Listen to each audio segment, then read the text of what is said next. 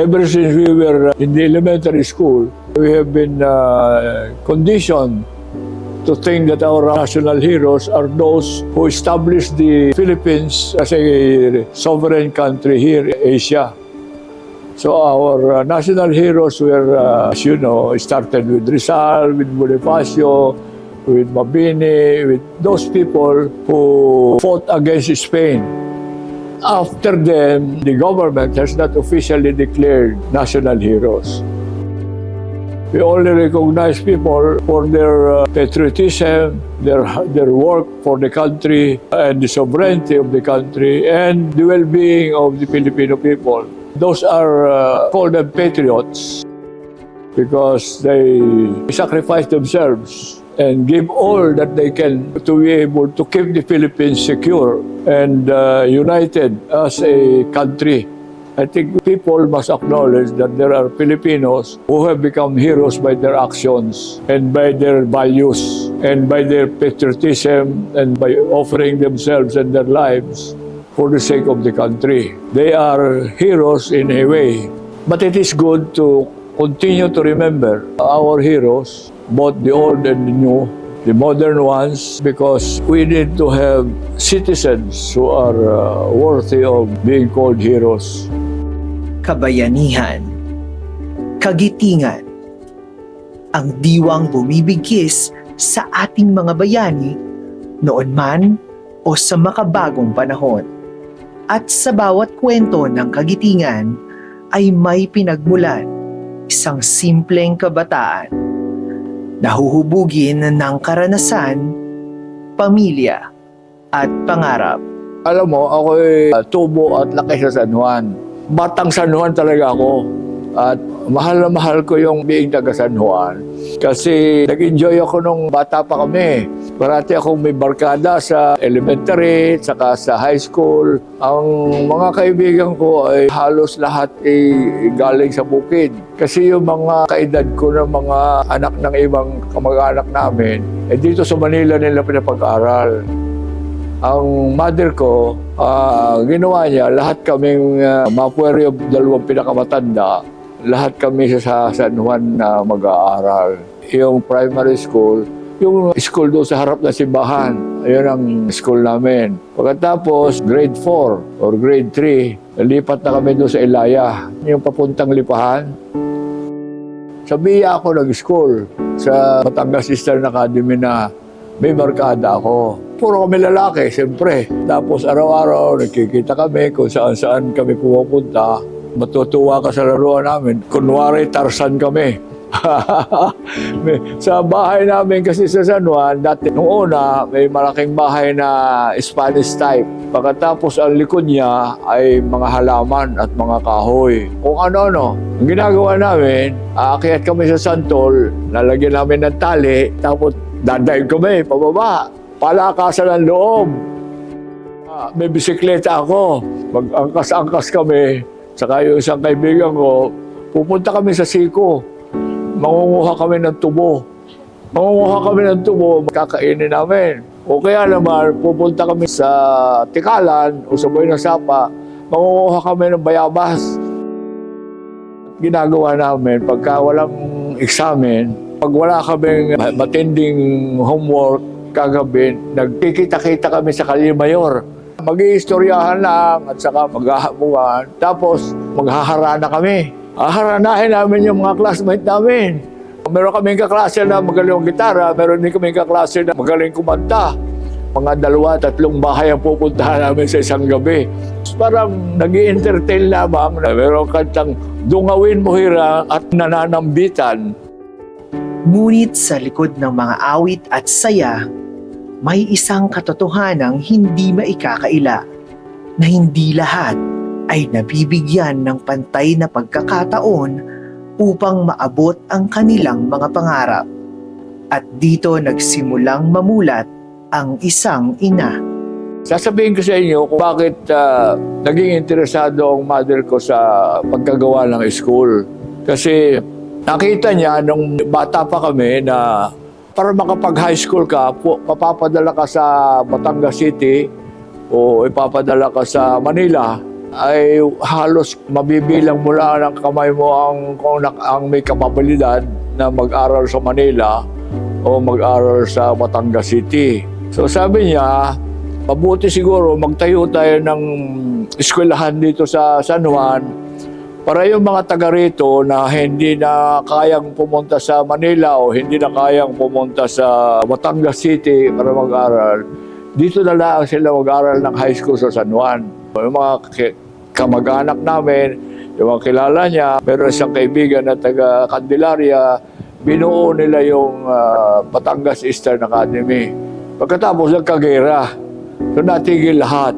Niresume nila ito nung makatapos ang gera, 1947, nabuhay na ulit yung school na yun. Pero actually, 1941 yun eh. Natatandaan ko, nasa elementary pa kami.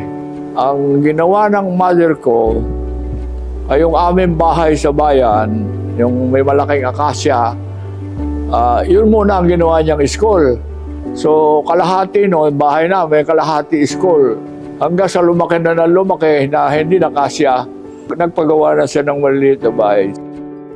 Ako, sabi niya, high school graduate lang ako, sabi niya, pero sa Manila ako nag-graduate kasi may kakayahan kami. Pero yung mga kaedad namin, halos bihira nakakapag-aral ng high school. So sabi niya, kailangan magtayo tayo ng eskwelahan sa San Juan.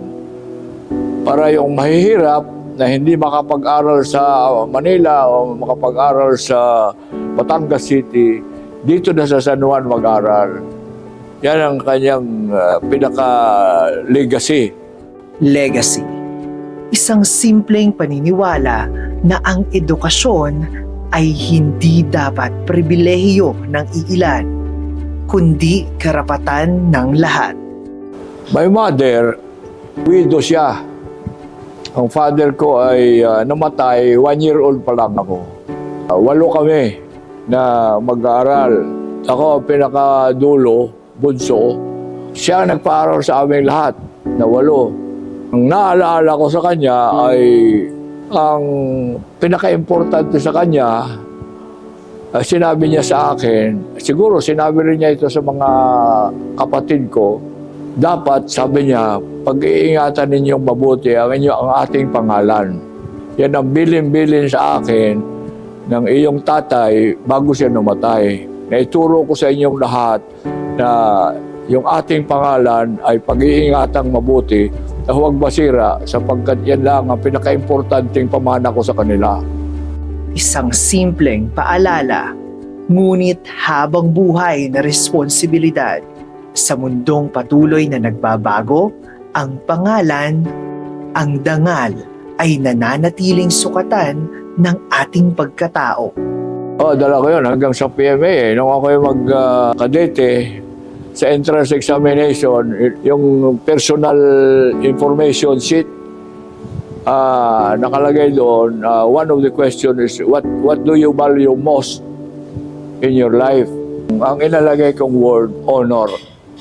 Sa paglipas ng panahon, ang mga aral ng tahanan ay nagiging paninindigan sa buhay at isang salita ang nagsisilbing gabay.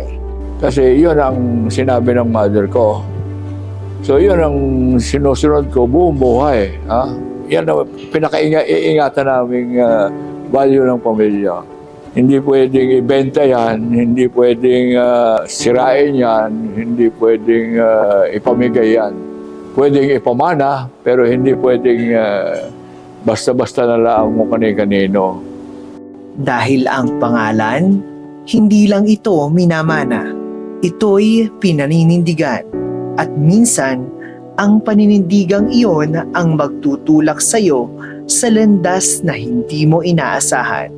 Sa lugar kung saan huhubugin ka ng disiplina, tapang at sakripisyo. Ako ang kauna-unahang taga San Juan na pumunta sa PMA. My entrance to PMA is by force of circumstance. So, nung ako'y nakagraduate na ng high school, napansin ko na yung mother ko ay medyo hirap sapagkat yung lahat ng mga kapatid ko ay nasa sa Manila na. Yung panganay at saka yung pangalawa ay nasa kolehiyo na. Yung sumunod, kumuha ng engineering sa UST. Yung sumunod, kumuha ng engineering sa Mapua. Yung sumunod, kumuha ng medicine sa UP. Yung sumunod, kumuha ng law sa UP. So lahat sila ay professional ang gusto. Sabi ko sa mother ko, ay wala na akong mapupuntahang profesyon. Ay kinuha ng lahat nito mga kapatid ko. Subukan ko yung PMA na yan sapagkat yan balita na napakahirap puntahan o pasukin. Tapos sabi ko, wala na rin naman akong mapapasok ang iba kasi may abogado na tayo, may doktor na tayo, may inhinyero na tayo, meron na tayo mga maestra, so and so forth. May kaibigan din ako sa klase ko na nagyayaan kami, 3 kami, kumuha ng examination. 3 kami nakapasa pero ako lang ang nagtuloy. Yun, nagpunta ako sa PMA for 4 years. Sa PMA, you have academic and military training. On top of all of this, you have discipline. Very tight discipline. May mga landas na hindi pinipili dahil madali. Kung hindi, dahil ito ang tama. At dito nasusubok ang tunay na tapang ng isang Pilipino. I was 17. And then I graduated 21. For 4 years in the academy, na-assign ako sa Philippine Army kasi pinili ko Philippine Army. Ang first assignment ko ay sa Quezon, sa Lucban. Then pagkatapos yan, nalipat kami yung aming unit, nalipat sa Port Magsaysay sa Nueva Ecija. Pagkatapos yan, pinapaghanda kami para ipadala sa Vietnam. Kasi may gera sa Vietnam. Yung lahat ng papunta sa Vietnam, volunteers. So, sumali ako roon. Kapitan ako noon eh. So nag-volunteer ako sa Vietnam, natanggap naman ako. Na-deploy ka man sa Vietnam ng 1969. Ang pangalan ng unit namin sa Vietnam ay Philippine Civic Action Group 2. Kasi may nauna sa aming grupo, Group 1. PhilCAG ang tawag. Parang suporta kami sa mga United Nations Forces sa Vietnam. Ang mission namin ay hindi combat. Ang mission namin ay help to rebuild. Ang aming motto is, we came to build and not to destroy. So gustong-gusto kami ng mga Vietnamese. Pero paminsan-minsan naaambus din. Namamatayan. Halos gabi-gabi, binobomba kami ng rockets. Pero tuloy-tuloy lang ang aming mission. Sa bawat laban na kinakaharap, may kaakibat na sakripisyo. At sa bawat sakripisyo, may kwento ng katapangan na hindi matatawaran. Isang taon lang ang deployment namin doon. Pagkabalik galing sa Vietnam, na-assign akong mag-organize ng isang batalyon ng Philippine Constabulary at i-assign sa Mindanao. So, ako ang dinisignated General Ramos na maging batalyon commander ng PC Battalion. Kami ang palabing-isa. Yung pangalan ng unit ko is 61st PC Battalion. Na-assign kami sa Zamboanga. Ang pinakamahirap na sitwasyon, siyempre sa Mindanao, kasi gera yun eh. Ang tao ko ron, mga 900 officers and men. Mahirap yun kasi namatayan kami. Marami kaming napatay ng mga kalaban. Pero namatayan din kami ng mga tao at saka may mga wounded. Pagkatapos mahigit 1 taon, nirecall ako sa Camp Crame. Ang naging premyo namin sa assignment namin sa Mindanao ay na-designate kaming Best PC Battalion. Combat yun eh. Tapos magbalik sa Luzon. Na-assign ako sa Crame, maiksi lamang na panahon. Nagkaroon na ng martial law. After I retired, 34 years ago, I retired in January. President Cory called me. I was still in vacation at that time. He said, when you come back to Manila, sabi niya, you see me. Because I would like to appoint you as Secretary of Defense. So I said, thank you very much. I'll be ready. So I assumed the post in July of 1991. Ang dangal ang naging batayan ng kanyang paglilingkod. Mula sa pagiging kadete hanggang sa pagtanggap ng pinakamalaking tungkulin bilang kalihim ng kagawaran ng tanggulang pambansa. The BEC cannot exist without the community. And it is good that there's an effort to mobilize public support to the BEC. But to me, the existence of the BEA and the BEC now as an institution of learning and higher learning at that has become a necessity for San Juan. Itong BIA ay itinayo ito para sa bayan ng San Juan. Hindi madaling pasanin ang responsibilidad ng isang iniwang pamana. Ngunit sa bawat pagsisikap, sa bawat pagpupunyagi, ang pangarap na minsang pinangarap, hindi na lamang basta pangarap. Masasabi ko lang sa kanya na yung iyong pangarap ay nasusunod na. Ang iyong pangarap ay natutupad na nung pinagkatiwalaan mo na palakihin at pagandahin ang iyong iniwanang school. So, magre-report tayo sa kanya na, Inay, okay lang po tayo, pero hindi pa tapos. Marami pang gagawin. At sa bawat inaakala nating pagtatapos, ay siya lamang simula ng mas higit pa. At dito, nagsisimula ng bagong anyo ang kagitingan. Isang pagkakataon na maaaring magbago ng isang buhay. At ang isang buhay ay maaaring magbago ng marami pa. Marami akong nami-meet na, Sir, ako graduate ng BISA. Ganun ba? O sige, kumusta? Maayos, Sir, sabi niya. Ang kwento ng mga MSV scholars ay patunay na ang pamana ni Nanay Dedeng ay nananatiling buhay at nagpapakita na ang edukasyon ang matibay na sandata ng mga bayani ng bukas. Ako po si Aiza Bagnas Ilaw.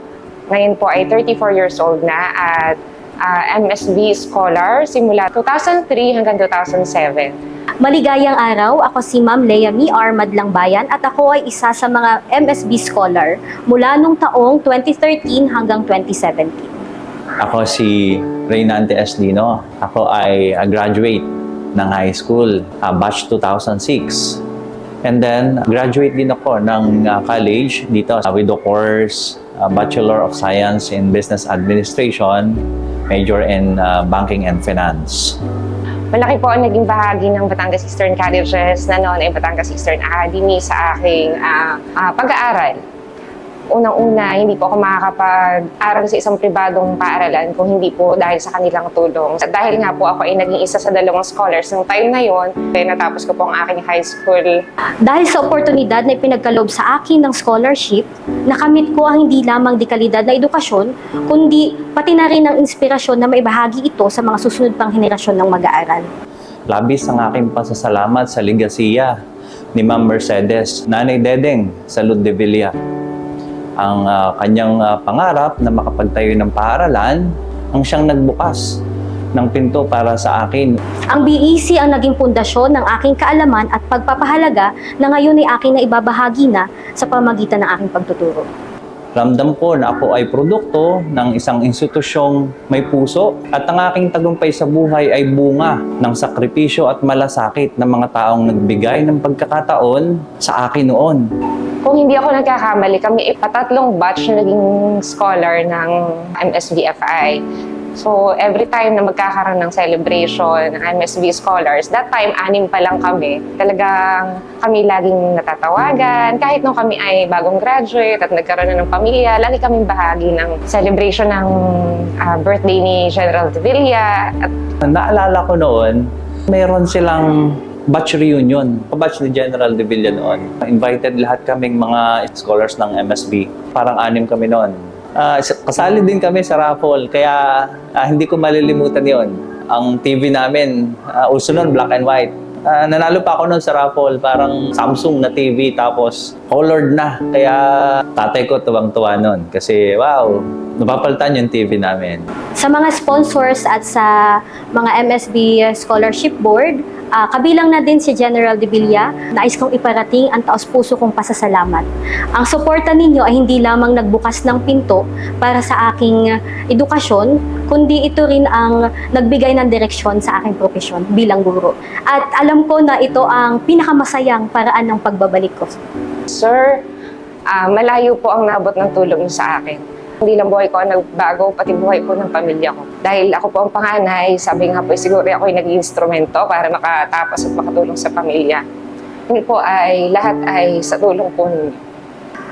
Sir, General, pagbati po mula sa aming buong pamilya, ganoon din po sa aking mga magulang. Pinararating po nila ang taos-pusong pasasalamat. Maraming pong salamat.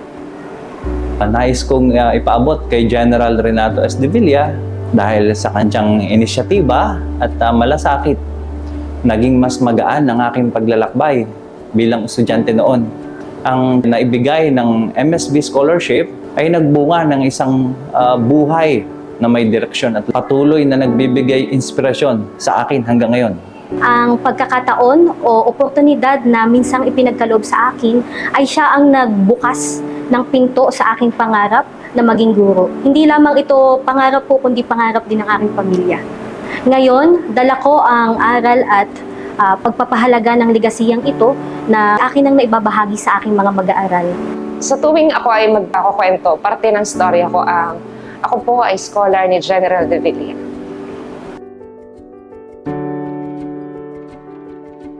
Kapareho na sinasabi namin sa mga scholars ng MSB Foundation na kaya kayo estudyante upang kayo ay mag-aral. Kailangan disiplinado kayo at yung buong kakayahan ninyo ay idulot ninyo sa inyong pag-aaral para kayo ay maging disiplinadong Pilipino na makakatulong sa pagpapaunlad ng ating bansa. Kailangan bawat magtapos sa eskwela na yan, huwag niyang kalilimutan na siya ay, in our perception, kailangan siya ay hero ng kanyang pamilya at hero ng kanyang komunidad. Lalaban siya sa kompetisyon sa labas ng eskwelahan kung ano man ang kanyang profesyon. Ang kagitingan ay hindi lamang alaala ng nakaraan. Ito ay panawagan sa kasalukuyan. Nandiyan kayo sapagkat may challenge kayo bawat isa sa inyo. Ang challenge ng panahon sa inyo ay ikaw ba ay tunay na magaling na Pilipino na makakatulong sa ating bansa para sa magandang kinabukasan. Naway magsilbing paalala na ang bawat Pilipino ay may kakayahang maging bayani sa tahanan, sa komunidad, sa bayan. At tulad ng mga nauna sa atin, naway ipagpatuloy natin ang laban para sa mas makabuluhang kinabukasan.